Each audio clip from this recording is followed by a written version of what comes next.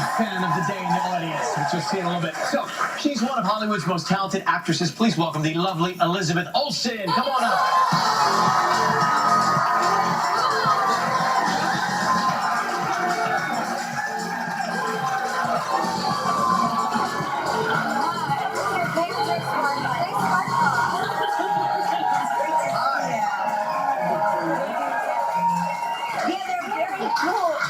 Touch them? Yes, you can. Oh my gosh. I think it's clear sequence. Very cool. Very cool.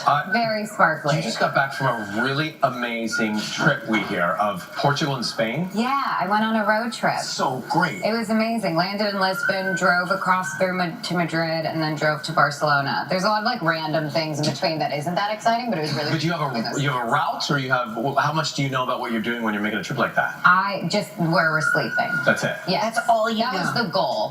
Was to find a place to sleep. Well, yeah, we did that before, but the goal is to just drive and to wander and to not have too many plans. And that doesn't make you nervous at all? It made my foodie self nervous because you don't get into reservations. Do you find Lisbon to be the most incredible food city, and the value is the wines are not that expensive, and the food is good. People are so nice. I would think everyone should go just for the wine list. Yes. Because you're confused that it's not by the glass. It's like 12 euros for a bottle. And it's great wine. And that's like the highest price on the list. Wait, why is it so inexpensive? I have no idea.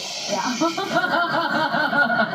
Secret's not out yet. I know, that's fascinating. I've never heard that before. It was a nice part of the trip. So I read something very funny about you that I had never read before, that you had auditioned for Game of Thrones. Yes. And it did not go well. No. What role did you audition for? For Khaleesi. Oh, really? But I also forgot that I auditioned for it. Someone asked about like a terrible audition story, a journalist, but not a good time to like remember something like that. And I was like, I actually really love auditioning. And I can't really think of anything. And I was like, oh, right, I auditioned for Game of Thrones. And it was like when Khaleesi like was just burned alive and like cut and then starts making this huge speech. And I was in the smallest room and I was reading with the casting director. They didn't have a reader, and that was the furthest I got. It was that bad. And do you know when it's bad? When it's going wrong, do you feel it? It was horrible. Yeah. I was just like, this is uncomfortable for me. I'm sure it's awkward for her. Like, no one's gonna enjoy this. Can't you just call it at that point and say, you know what? Not for us. Yeah, I should have. I think I would now. I honestly think, like, you know what? Actually, I don't think I'm going to do this any justice. I will hopefully call me back at a different time for something else. Some people love to audition. Oh my gosh. Some people are like, look, I can't audition, but if you give me the job, I swear I will act the heck out of this. Yeah, I actually ask sometimes to audition, even if it's an offer, just to see like the vibe. Oh my gosh, with the director. That sounds like torture. I used to go and see everybody else and leave. Really? Wouldn't even go in. Really? Yeah, that's why I'm the host. Yeah, I don't like rejection. I had enough of that in high school. Exactly, both of us. Hey, we're going to take a break. When we come back, Elizabeth will tell us about the new season of Sorry for Your Loss after the break. Yeah, I hate it. Have a favorite clip of the day? Like your favorite, then go to Facebook Watch to see which you chose as the clip of the week. Why are we trying to be okay and normal on the outside when there is a nuclear holocaust happening on the inside?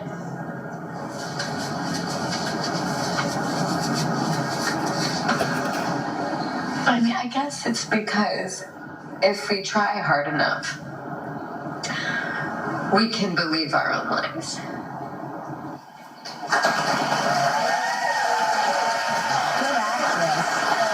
That's me talking about eyeliner.